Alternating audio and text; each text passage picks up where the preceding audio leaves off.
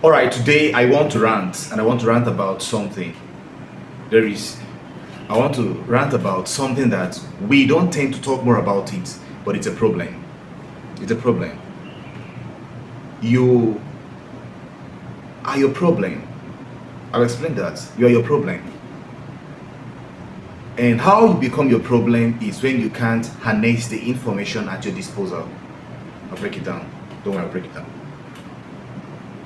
You are a product of the information in your vicinity, at your reach. And when you don't tap into this information, it becomes a problem. Because tell me why a student in today's economy, this is not 1980, this is not 2020, this is 2025. This is a new era. From now till 2030, 2040 and beyond, it's a new era. So tell me why a student will finish high school or secondary school and will now progress to university without a skill. And that's not enough. We'll still stay 4 years or 5 years, depending on the course, throughout uni without getting a skill. Take note, when we talk about skills, there are two types of skills: the analog skills and the digital skills. The analog skills are those skills that you need to be in contact with your customer, direct contact with the customer to deliver the skill. Example is hairdressing, barbing, which one again? Welding, to weld something, to be a cobbler, etc. These are some of the skills that you most likely will need to be in contact with your customers to deliver the skill. And we also have the soft skills or the digital skill, I'll call it that way. These ones are the skills that you can deliver the services to the customer without having to meet the customer one-on-one. An example of that is all the tech related skills like data analytics, being a social media manager, being a blogger, and front end, back end developer, application developer, and the rest of all those things. These are skills that you can deliver the services without having to be in close contact with your customer. And another skill is selling digital course. It's a skill. Many don't know. It is a skill. That being said, my rant today is on not having a skill. Some will say I'm not a skilled person, I'm not an entrepreneurial person, I'm a 9-to-5 person, I'm a civil, you don't want anything, honestly. Because in today's world, when you say that you're a 9-to-5 person, that you're not built for entrepreneurship. What's entrepreneurship? Simply using your brain to think. The things you would do for a company, do it for yourself. That's entrepreneurship. Because if you're hired to work somewhere, you will go there, sit down there from morning to night. They will tell you, do this, you do this. You will actually do the entrepreneurship work in 9-to-5 jobs because you are being asked to do that.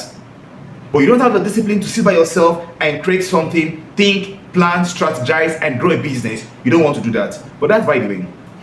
I'll come to that. But let's talk about going to tertiary institution without having a skill.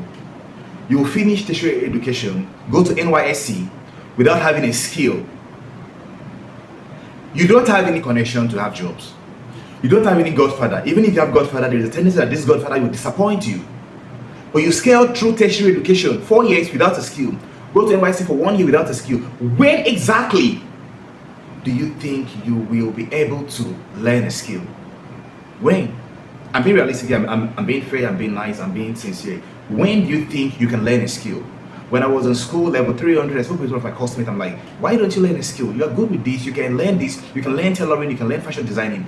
They will tell me, I can't do it now. I'm like, why can't you do it now? This school. Check out this course outline, check out the timetable. It's not that bulky. You can do them at the same time, simultaneously. And they will say, no, when I'm done with school, I'll do it. When they were done with school, they said, when I'm done with service, I'll do it. But let's be realistic. To learn tailoring, fashion designing, you will need at least 1 to 2 years intense training where you do nothing apart from that. And my question is, do you have the financial willpower that after school, after NYSC, you are probably in your 25, 26, 27, and you have a 1 year rent, a feeding allowance that will not afford you the ability to go and start learning a skill? How many of you do that? Many don't. Then it's still the same men that don't have this space What I mean is that there are some people that are from a wealthy family that when they are done with school, with tertiary education, they go to NYSC, they can actually go and learn a skill. They are not pressured to pick up a job. It's not their target. They just want to learn a skill. They're done with the first, primary education and secondary and tertiary. Now they want to go learn a skill. It might take them 2 years. They don't mind because money is not their problem. They already have their bills sorted out, rent sorted out, and all those things.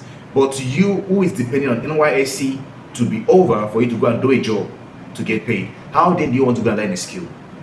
Because the higher you go, the tendency of learning certain skills diminishes. You can't just learn it again. You can't. There is no way. It's not possible. You can't learn it again.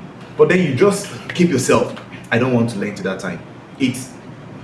I feel it's you being unfair to both yourself and to the destinies that are attached to your existence. That's how I want to see it. You're being first unfair to yourself as a person, and now you're being unfair to the destinies that are linked to your own destiny. The people you would have helped by being financially independent. We are in a world today where even those that are doing 9 to 5, the pay is not paying. And while the pay is not paying, at the same time, the government on the other side, increasing tax, inflation, bank charges, so many things are on the high side, which means that when you work, you are indirectly paying both direct tax, indirect tax, consumption tax, all tax plus the charges for each withdrawal, each transfer, and all those things. At the end of the day, you might be working for 300,000 naira, but you can only see the value of, let's say, 100,000 naira. And if you're in Lagos, Nigeria, you know what that means. It's a different problem. So I want to talk to students in school. Even you're a copper, don't say this course is expensive, I can't learn that. You can just go on Coursera and search for any course on the search bar. When you search for that course, you go down, you see lots of courses from digital marketing to web designing, lots of courses.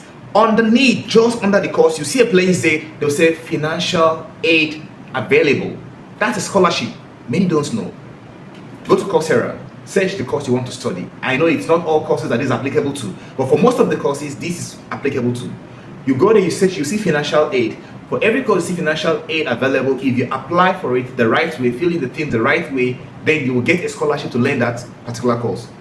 You will get a scholarship to get that course. But why don't you do it? It's because maybe you're not aware of this, or you're just procrastinating. So for those who are not aware of this, go on Coursera now, and search for the course you want to study or any skill you want to get at all. Then go to that place. Underneath you see financial aid available. Tap on it and apply. Coursera will willingly and be gracious. Big kudos to them. It's not a promo for them, by the way. We'll give you a scholarship to study the course. I think it takes about 2 weeks. Then you get a scholarship to study that course for free. For free. I've done it. I'm a beneficiary of scholarship from Coursera. But many don't know this in the first place. And some that know, they don't take this opportunity. They just feel, I don't want to take risk. I want to just finish my NYSC, finish my school, then go and apply for jobs. And no, it's not.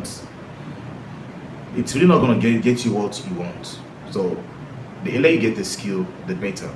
Because I observed that during my job hunting days, I was job hunting at ease. I wasn't pressured, I wasn't depressed while job hunting. The reason is not because I had the job I needed. It was because I had a skill that was bringing me, at least I could feed, at least I could parent, at least I could sort out the basic needs that I had. And I was applying for a job as a means to upscale, to utilize my skill, add value to businesses, not as a survival plan. When you apply for a job as a survival plan, then you will need to survive. And the need to survive will make you settle for any job. You will settle for any job that you see. It might be a job of 20K, 30K, 40K. You will settle for that job. Trust me, you will. You will forget about your BSc, your HND, your ND, your masters. You forget it and pick that job because you are settling for that job.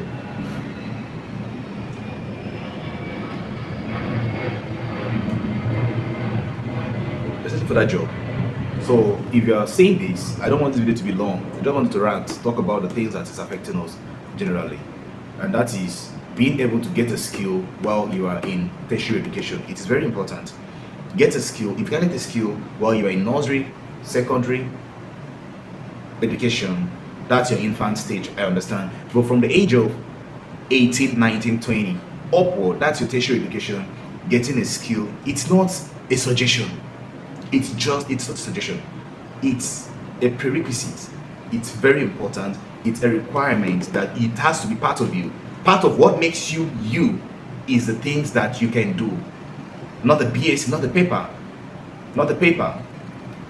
So that's my 2 cents. If you're a copper saving somewhere in Nigeria, get a skill. Get a skill. Decide if you want to go for the analog skill or a digital skill. But either ways, get a skill. I would recommend you go for a digital skill. The advantages are numerous. First is it gives you the liberty to do multiple jobs at the same time. You can go to your 9-to-5 work at the same time. You can still be doing online coaching. You can be doing your blogging. You can be doing your web design and lots of other things, social media management, graphics designs. The list is endless generally. So that's it. Then if you want to, and apart from that, as an advantage, it helps you to work for not just people within your geographical territory, but also people beyond. I'm talking about foreign jobs, international gigs, where you're paid in dollars, pounds, euros, etc. We have the Fiverr, we have the Upwork, we have lots of other platforms that you can render your services and get paid in dollars. When you convert to your local currency, it's something huge. So don't limit yourself. Don't carry the 9-to-5 ideology of I just want to finish school. When I'm done with school, I'll go and apply for a job. That was in the past. That was in the 18, 19, and this is not that era, please. So you're watching this, see this as a motivation. Maybe I'm shouting, I'm ranting because it's getting too much. It's getting too much. Cybersecurity is there. What else is there? AI, engineering, intelligence, and lots of courses are there you can study, and there is a demand for this. Some of you will say, when I'm done with school, I want to go for masters. I want to go for masters.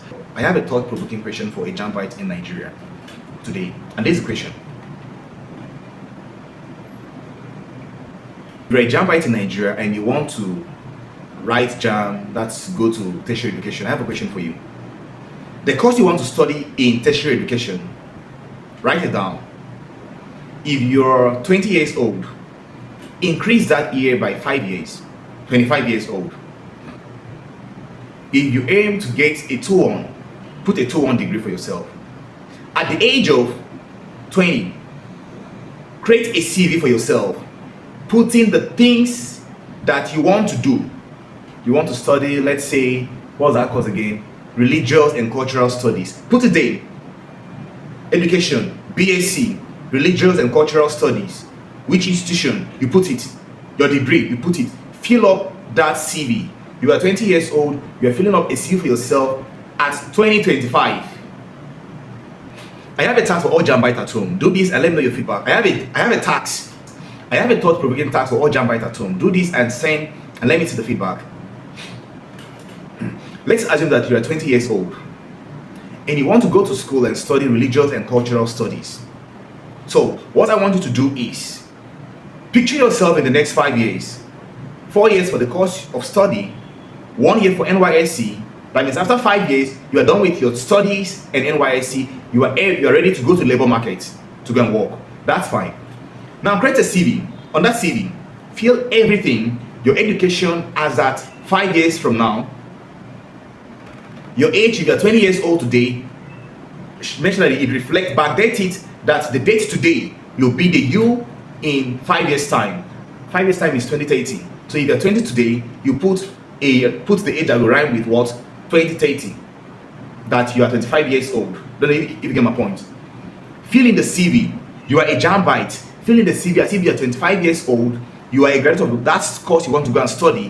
When you've done that, start applying for the job. I don't like studying what I don't see value in the market. Apply for the jobs. Go online, look for the job, send CVs, apply for all those jobs, apply for all those jobs. At the age of 20, you're about going into school, no problem, but apply for the job as if you are done with the course of study. You have the degree and you want to apply for the job in real sense, and you will see the future that awaits you when you're done with that course of study.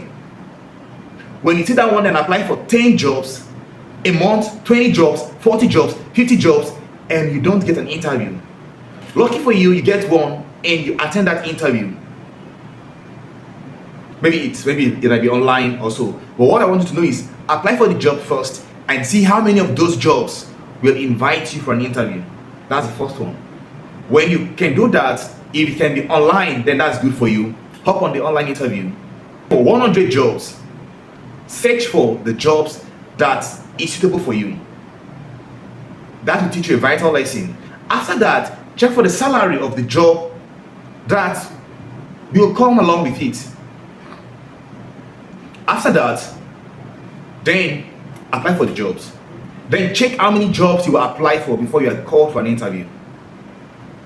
That will give you what you want to know. So when you go for JAM and put in there religious and cultural studies, you ask yourself, why am I studying this course? Why? It's not a must that all must go to school. But at the end of the day, waiting we want, let us have food to eat, something in the stomach, something to be able to provide for ourselves. That's it. So if a skill will give you that, then it's fine. If a job will give you that, it is fine. But going to school to invest 4 years to study a course that there are no job offers for it, there are no portfolio offers for it, it's not a career path. It's not a career path. If you study marketing, you start like maybe a supervisor, you move over to what called area marketing manager. You can climb the ladder. There is a career path in that what you're studying. The same with law, a career path is there. Medicine, a career path is there.